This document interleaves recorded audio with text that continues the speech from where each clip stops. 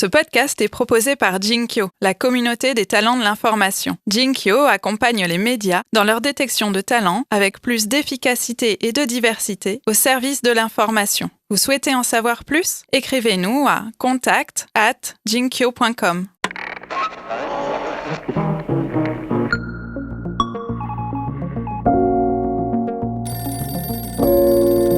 Il y a eu beaucoup de réactions aussi sur les réseaux sociaux, sur justement, pas forcément « Oh, quel beau format !» mais plutôt « Ah tiens, un tel, ça va vous intéresser !» Ou même dans les entreprises, puisque comme vous l'expliquez, l'écho est très proche du monde de l'entreprise.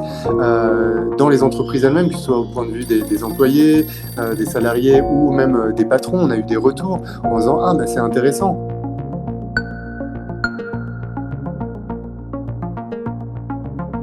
Bonjour à tous, bonjour Jean-Baptiste. Salut Élise. Nous recevons aujourd'hui dans Aparté Nicolas Becquet. Nicolas est français mais il travaille pour un quotidien belge, L'Écho. Il est journaliste et responsable de la transformation numérique et il va nous parler d'un des derniers formats qui a été proposé par L'Écho et qui a retenu notre attention. Bonjour Nicolas. Bonjour. Nous enregistrons ce podcast via Discord puisque tu es à Bruxelles, tu es au bureau là ? Exactement, dans une petite cabine pour faire des interviews. Ah c'est parfait, le son est magnifique.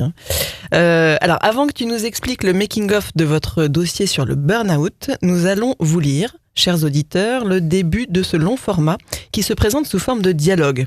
Jean-Baptiste va jouer un homme proche du burn-out et moi je vais jouer sa sœur. Alors bon, on n'est pas frères et sœurs, que les choses soient claires, mais on va voir si on est de bons acteurs.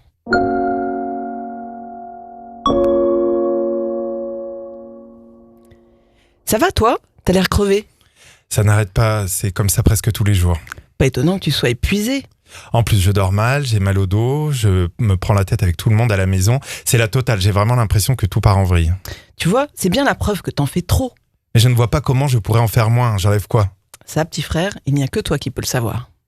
Comme Olivier, 18% des salariés belges sont en risque d'épuisement. C'est ce qu'il ressort du baromètre de l'épuisement 2019 réalisé par Breitling pour l'Écho. Dans cette étude, on apprend aussi que 65% des salariés se plaignent de directives de travail contradictoires. C'est le principal facteur de stress ressenti.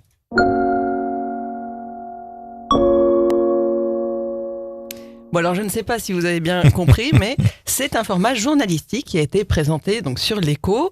Nicolas, est-ce que tu peux nous décrire aux auditeurs qui ne l'auraient peut-être pas vu, un petit peu ce long format que vous avez appelé factif ou fictiel, enfin tu vas nous dire.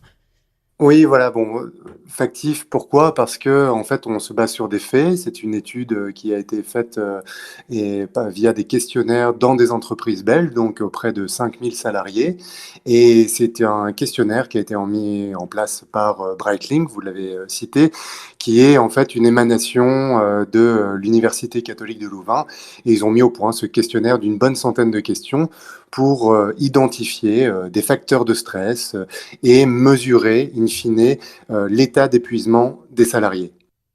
Alors, nous avons eu accès à ce rapport détaillé via donc le journaliste, mon collègue Paul Gérard, et c'est une étude très fouillée, très précise, et il est venu me voir pour me dire, tiens, je pense qu'on pourra en faire quelque chose, mais quoi, je ne sais pas encore, réfléchissons ensemble.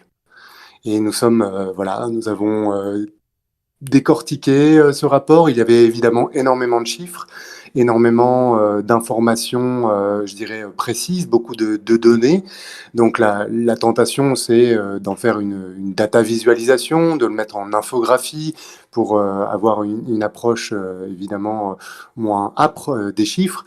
Mais c'était pas suffisant et on se dit, c'est un sujet c'est un sujet de société, c'est un sujet qui peut toucher le plus grand nombre. Alors comment pouvons-nous en fait transmettre cette information-là de la manière la plus fluide et la plus naturelle possible ? Et au fur et à mesure, on est parti sur cette idée de dialogue, comme si on discutait autour d'un café ou des discussions qu'on peut aussi entendre, par exemple, dans le tram, dans le train, dans les transports en commun, dans le métro à Paris. Oui, alors peut-être essayons de décrire vraiment visuellement tout ça et peut-être juste, à quel moment ça a fait tilt cette idée ? Parce que j'imagine que vous n'êtes pas les tout premiers à faire ça dans l'histoire du journalisme. Non, j'imagine. J'imagine effectivement que d'autres personnes. Mais est-ce que tu avais en tête d'autres exemples ou pas ? Pas vraiment. On avait fait une tentative il y a 4 ans avec, donc c'était un personnage d'une quarantaine d'années aussi d'ailleurs, qui souhaitait se reconvertir, chercher de nouvelles perspectives professionnelles et puis aussi dans sa vie. Et donc on avait mené de façon classique des interviews avec des experts, avec des gens qui avaient aussi choisi la reconversion. On avait regardé quelques rapports et puis on avait raconté sous forme de blog finalement, en feuilletonnant un peu cette tentative de reconversion. Mais c'était une agrégation de choses qu'on avait lues, vues, entendues. Ici, c'était un peu plus structuré. Oui, donc du Ici, coup, alors à quoi ça ressemble? Donc il y a des dialogues vraiment comme un scénario, on voit même des écrans de téléphone avec des textos, et puis des encadrés avec des infos un petit peu plus, on va dire un petit peu plus chiffrées. Est-ce que tu peux peut-être décrire encore mieux que moi? Donc c'est une narration qu'on pourrait qualifier de long format ou de grand format. Donc c'est un scroll qui en fait est rythmé par des illustrations, donc des illustrations réalisées par Laura Declercq avec ces deux personnages-là, et on met en situation ces personnages dans leur quotidien pour venir appuyer finalement ce qui ressortait du rapport, par exemple l'accumulation des réunions, les journées à rallonge, la difficulté de mêler vie privée et vie professionnelle. Et donc l'idée, c'était de pas forcément tout décrire avec des mots, mais d'alterner ces séquences de dialogue de la manière la plus naturelle possible, d'une conversation, avec des éléments illustratifs, une forme de journalisme visuel, donc pas simplement d'appuyer, mais vraiment d'illustrer et de mettre en scène, c'est ce qu'on appelait les scénettes. Voilà. Et parallèlement à ces scénettes, donc on passe d'un dialogue à une peut-être scénette illustrée qui peut être animée. Il y a également des encadrés informatifs. Alors on a fait 2 niveaux, un dans le corps du texte, donc au fil de la lecture, mais aussi la possibilité d'aller un peu plus loin en cliquant sur un volet qui vient s'ouvrir et donner par exemple des informations plus précises sur les stades qui peuvent mener au burn-out. Et alors, sur le fond, sur l'enquête dont tu parlais des chercheurs de Louvain, est-ce que vous avez travaillé avec eux sur leur grande enquête, ou est-ce que c'est eux qui sont venus vous chercher avec des résultats? C'est un contact comme les journalistes peuvent en avoir avec, voilà, avec une entreprise, avec des sources, et puis on a tiré le fil finalement à partir de ça. Sur cette info, on a interrogé 5000 salariés belges. Ça peut peut-être vous intéresser. Bah oui, quelle est votre méthodologie? Comment ça s'est passé? Est-ce qu'on pourrait avoir les premières données du rapport? Et puis on a fait après des allers-retours vraiment entre le rapport et aussi les personnes de Breitling pour avoir des précisions, pour bien comprendre, puisqu'il y a par exemple 23 facteurs qui sont analysés au fil de ce questionnaire. Donc on a fait des allers-retours entre ce rapport et puis notre narration qu'on a adaptée au fur et à mesure. Et les chercheurs, ça leur a parlé aussi, cette manière de présenter l'info? Comment ils l'ont perçu? Ben oui, c'était assez nouveau. Il a fallu expliquer notre démarche aussi, parce que la vulgarisation aussi peut avoir ses limites. On peut rentrer dans peut-être parfois des propos caricaturaux, des situations caricaturales. Là, oui, on a fait des allers-retours pour se nourrir en fait de leur expertise, et nous de notre savoir-faire pour filtrer et raconter cette information. Et alors donc au final, une fois que vous avez eu cette idée, donc c'est-à-dire vous aviez les documents et les chiffres, vous aviez l'idée du format, combien de personnes ont travaillé sur ce projet et pendant combien de temps? Alors, on a travaillé à 4 personnes, donc un développeur, Benjamin Verbogen, qui travaille dans l'équipe multimédia, Laura Declercq, qui est illustratrice indépendante, et Paul Gérard, qui est journaliste, et moi-même. Donc, j'ai fait office de gestionnaire de projet. Et ça vous a pris combien de temps? Ça nous a pris, je dirais, donc pour le développement en tant que tel, c'était 7 jours. Les illustrations, ça a pris aussi 7 jours. Alors, on est dans une phase d'expérimentation aussi, c'est-à-dire que on apprend à travailler ensemble, on a des intuitions, parfois qui sont bonnes, parfois qui sont mauvaises ou qui sont compliquées techniquement. Donc, c'est vraiment un aller-retour, d'où aussi ce timing. Et puis, avec Paul, je dirais qu'on a mis... alors, c'est entre 2 interviews pour le journal, d'autres projets qui sont en cours, mais on a mis 2-3 jours cumulés, je dirais à temps plein, mais c'était 1 heure par-ci, 1 heure par-là, pour construire le dialogue, la narration, pour l'écrire aussi. On l'a écrit à 4 mains. C'est ça qui était intéressant aussi parce que c'était une Oui, parce conversation que entre nous aussi. ni le journaliste avec qui tu as travaillé, ni toi, n'êtes des scénaristes. Hein. C'est ça, est-ce que vous aviez déjà fait ce genre de scénario, de mise en scène de l'information l'un et l'autre? Pour du côté de Paul, non. Paul est spécialisé en fait dans le suivi de l'actualité bancaire et c'était vraiment un défi Donc il pour écrit lui. des articles vraiment très classiques sur l'actualité bancaire. Voilà, c'est ça. Après, son champ d'expérimentation s'élargit au fur et à mesure, mais évidemment, on pourrait dire qu'il est sorti de sa zone de confort. Et voilà, personnellement, j'ai plus l'habitude, puisque je travaille depuis quelques années sur justement la mise en scène, en tout cas les narrations multimédia. Donc c'est quelque chose pour moi qui est plus familier. Mais là, dans un projet comme ça, c'est l'alchimie entre plusieurs personnes qui ont des points de vue et des compétences qui sont différentes. Donc c'est important que tout le monde aille dans le même sens, ou en tout cas se disent ok, on est prêt à jouer le jeu, même si parfois c'est inconfortable, même si parfois on doute, bah on avance. Et c'est vrai qu'on est allé assez loin dans la déconstruction d'un format journalistique classique. Oui, donc là, ça vous a pris, si je comprends bien, grosso modo 3 semaines et vous iriez plus vite si vous le refaisiez à l'aune de votre expérience. Oui, bah hier justement, on a débriefé parce que c'est très important. On oublie souvent de le faire dans la tempête de l'actualité. Une fois que c'est publié, eh bien voilà, c'est publié, on passe à autre chose. Là, on a pris 1 heure et quart pour chaque point, notre collaboration, la collaboration avec l'illustratrice, les retours, la promotion, etc. On a vraiment essayé de balayer large pour avoir les enseignements de chacun et les points de vue de chacun. Parce que moi, j'ai mes propres enseignements, mais c'était intéressant de voir, par exemple, pour Paul Gérard, journaliste, qui participe la première fois, si c'était pas trop lourd, parce qu'on était assez ambitieux sur la promotion, sur, je dirais, l'aspect visuel, sur l'ergonomie. Donc, c'est des choses qu'il a découvertes aussi. Et donc, du coup, c'est Et quoi le résultat du débrief? Est-ce que c'est un format que vous pouvez renouveler, qui peut s'installer, qui peut devenir récurrent? Et sur quel type de sujet, quel type d'organisation? Alors, est-ce qu'on peut reproduire ce type de format? Je dirais oui et non. Non, parce que je pense que il y a un sujet, une info et une forme qui émerge parce que c'est dans l'air du temps, parce que on le sent d'une certaine manière. Après, il y a des mécanismes. Moi, j'aimerais bien reproduire de plus en plus ce qu'on appelle du journalisme visuel, donc un visuel qui porte de l'information, même dans l'illustration. Et voilà, mais je pense pas qu'il faille essayer de reproduire le même type de format, mais de s'inspirer de la manière dont on a travaillé pour aller explorer d'autres territoires, d'autres façons de faire. Et c'est vraiment la collaboration qui est importante justement pour voir comment on peut améliorer les choses.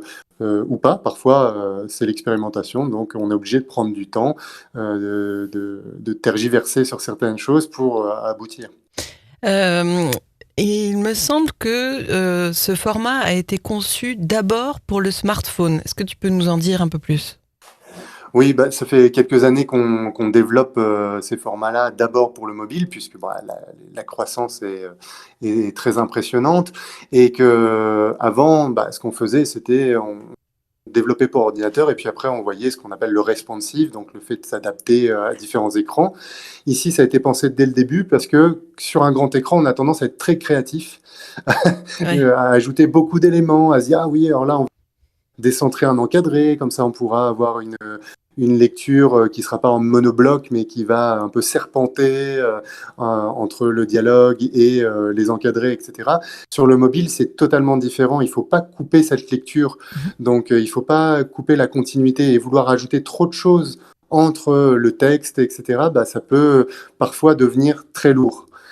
Donc, on l'a développé, pensé pour le mobile, et puis techniquement aussi, bien sûr, de voir la compatibilité. Et on a adapté, on a fait une version après ordinateur.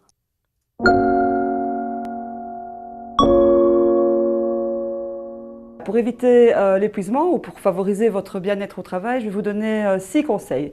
Le premier concerne plutôt votre rôle au travail. Donc si vous pensez que vous devez revoir votre rôle, les frontières de votre rôle au travail, je pense que c'est intéressant de tenter de négocier des tâches qui vous stimulent particulièrement, qui vous épanouissent, et plutôt d'essayer d'éviter des tâches qui vous correspondent le moins. Un deuxième conseil, c'est, je vais vous conseiller de mettre des limites. Alors, là, on vient d'entendre une vidéo, on vient d'entendre un son, mais enfin, c'est une vidéo que vous avez produite dans le même dossier. Donc, au-delà de ce format donc de dialogue original qui vous a pris beaucoup de temps, illustré, etc., il y a eu d'autres choses et ça a été l'occasion d'autres publications, y compris dans le print. Oui, bien sûr, quand on parle d'une approche multimédia, le print fait partie de cette approche. C'est un événement rédactionnel en fait qui s'est déroulé en 3 volets. Le premier volet, on a donc ce format multimédia qui était combiné dans le journal Week-end à un article, je dirais, news, centré sur l'info, sur ce chiffre. Un salarié belge sur 5 interrogés est en risque d'épuisement. Et puis également un reportage dans les pages plus magazine du journal sur les recherches de laboratoire pour savoir si on peut détecter le burn-out dans le sang. Parce que les recherches avancent très vite et il y aurait finalement des marqueurs biologiques qui pourraient permettre de détecter en fait une situation de burn-out. Donc ça, c'était le premier volet. Le deuxième volet, c'est on a ouvert le questionnaire proposé par Breitling à l'ensemble des lecteurs et des internautes. Donc, il faut préciser que justement, il a été intégré à la fin de ce long format, de cette narration. Donc, ce qui fait que on découvrait l'histoire et puis, à un moment, à la fin, on disait « Et vous ? Et vous, quelle est votre situation ? Est-ce que vous voulez tester votre niveau d'épuisement ?» C'est pas forcément est-ce que vous êtes atteint d'un burn-out ou est-ce que vous en souffrez ? C'est et si on faisait le point un peu, c'est le côté aussi constructif de la solution. Et donc c'est très engageant, évidemment, de faire ça à la fin d'un dossier, à la fin d'une lecture de ce type-là. Oui, c'était d'aller au-delà du constat finalement et de dire il y a des outils qui existent et Breitling a bien voulu mettre à disposition son questionnaire et donc c'est quand même une centaine de questions, c'est entre 15 et 20 minutes pour le remplir et on a eu quand même énormément de répondants, plus de 8200 qui ont passé tout ce temps et qui ont complété en totalité ce questionnaire-là. Donc c'est beaucoup pour le temps. Et du coup, ça vient enrichir le travail universitaire.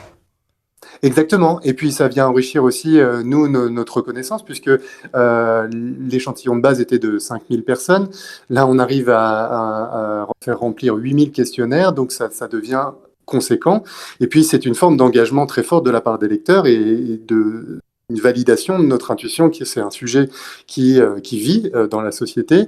Et parce que pour passer 15-20 minutes sur son smartphone ou devant son ordinateur pour répondre à des questions, il faut le souhaiter. Donc ça, c'est la dimension très positive.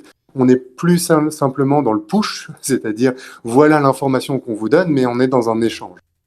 Donc ce questionnaire a été mis à disposition aussi des lecteurs dans un autre article avec une promotion parallèle pour accéder directement au questionnaire.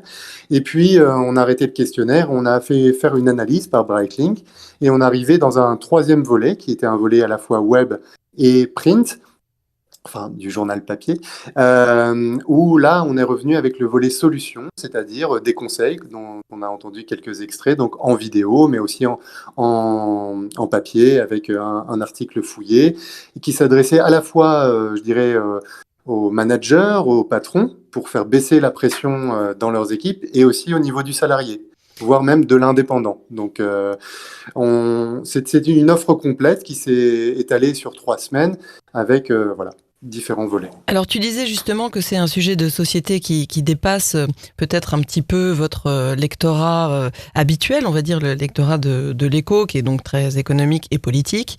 Quelle a été votre stratégie de promotion pour justement atteindre ce public différent ? Mais alors, déjà, c'est le temps long. En fait, on a l'impression que, en 2 jours, il faut créer le buzz et puis qu'après, on passe à autre chose. Ici, on a une stratégie, en général, même quand on publie d'autres types de formats, même parfois moins ambitieux, de le faire sur une semaine. du jeudi au mardi. Mhm. Par exemple, parce que on a le jeudi, le vendredi, qui sont des jours pleins de fin de semaine. On a le week-end aussi, où les gens ont plus de temps parfois pour consulter ce type de contenu. Et puis on recommence le lundi et le mardi, parce que là aussi, c'est une nouvelle semaine. Certaines personnes sont sans doute passées à côté et il y a une disponibilité de l'audience sur les sites qui est plus grande. Donc ça, c'est une première chose. La deuxième, c'est on a utilisé plein de canaux différents, que ce soit Twitter, que ce soit Instagram, que ce soit LinkedIn aussi, puisque ce sont des problématiques liées au monde du travail. Et on a utilisé Facebook. Facebook, comment je l'ai utilisé? Et je pense que c'est peut-être parfois un tabou dans les rédactions, mais j'ai utilisé 2 posts sponsorisés. Alors, qu'est-ce qu'un post sponsorisé? En fait, c'est l'opportunité offerte par Facebook, c'est de définir une audience cible de façon vraiment très précise. Et donc, des tranches d'âge, des catégories de la population, des thématiques que les personnes voilà, affectionnent particulièrement. Et donc, ça nous a permis en fait d'aller au-delà, je dirais, de notre audience organique et d'aller chercher d'autres profils. Et ce qui est très intéressant, par exemple, c'est que j'ai regardé donc dans cette campagne, j'ai regardé les résultats, et ben on a touché 82% de femmes. Ce qui n'est pas Et votre alors, électorat habituel. non, il y a une majorité d'hommes plutôt vieillissants, puisque voilà, l'audience historique des journaux aujourd'hui. Et donc, on s'est ouvert, on est allé au-delà. Et donc, je n'ai pas de souci, en fait, à dire que, bah oui, j'ai mis 200 € pour une publication pour aller au-delà de notre audience organique et les algorithmes, c'est quelque chose que je suis de très près, il faut s'en méfier, mais parfois aussi c'est une utilité. Et je pense que les médias font aussi une forme de marketing, que ce soit des campagnes radio, des campagnes d'affichage pour la visibilité, pour la notoriété, et que là on a un beau format et que ça serait dommage de rester entre 4 murs et autant aller au-delà. Et puis bah voilà, c'est un post qui a été partagé presque 300 fois, qui a suscité des réactions, des gens qui taguaient d'autres personnes. Donc ça a fait aussi vivre ce format. Alors justement, quand on a mis autant d'efforts, c'est-à-dire déjà de temps de réalisation, là, tu nous as dit aussi des efforts financiers vis-à-vis de ce format, est-ce qu'au final, on est content de son résultat? Tu nous as dit, donc déjà, les 8000 réponses à un questionnaire, c'est déjà un indicateur très très important. Qu'est-ce qu'il y a eu d'autres comme indicateurs que vous avez surveillés, qui vous permettent de dire si c'est plutôt une réussite, cette opération? Et s'il faut refaire, du coup. Ouais, et s'il faut refaire. Oui. Les indicateurs, déjà, si on de manière comptable dans les chiffres, on commence toujours par ça. Quand même, on a eu plus de 55 000 consultations du format, avec une moyenne de lecture de 3 minutes 30, qui montre un engagement certain. Il y a eu beaucoup de réactions aussi sur les réseaux sociaux, sur justement, pas forcément « Oh, quel beau format !» mais plutôt « Ah, tiens, un tel, ça va vous intéresser !» Ou même dans les entreprises, puisque, comme vous l'expliquez, l'écho est très proche du monde de l'entreprise. Dans les entreprises elles-mêmes, que ce soit au point de vue des employés, des salariés ou même des patrons, on a eu des retours en disant « Ah, bah, c'est intéressant ». Brightlink, eux-mêmes ont dit « Ah, bah, c'est une autre façon en fait, de communiquer, de mettre en perspective nos études, c'est intéressant ». Donc, il y a eu une émulation, une discussion, et c'est quand même essentiel aujourd'hui, je pense, pour se connecter avec son audience.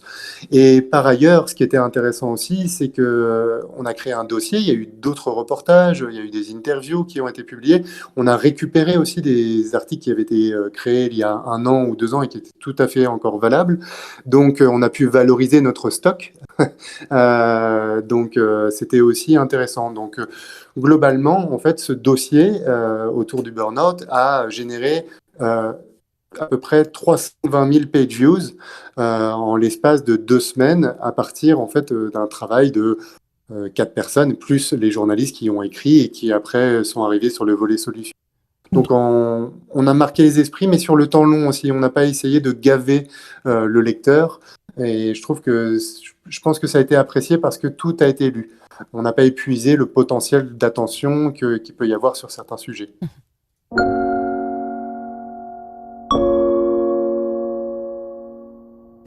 Quand on parle de jeunes startups qui connaissent un succès fulgurant, on parle parfois de licorne. un terme qui sent bon la génération Internet et qui désigne en fait une entreprise valorisée à plus d'1 milliard de dollars.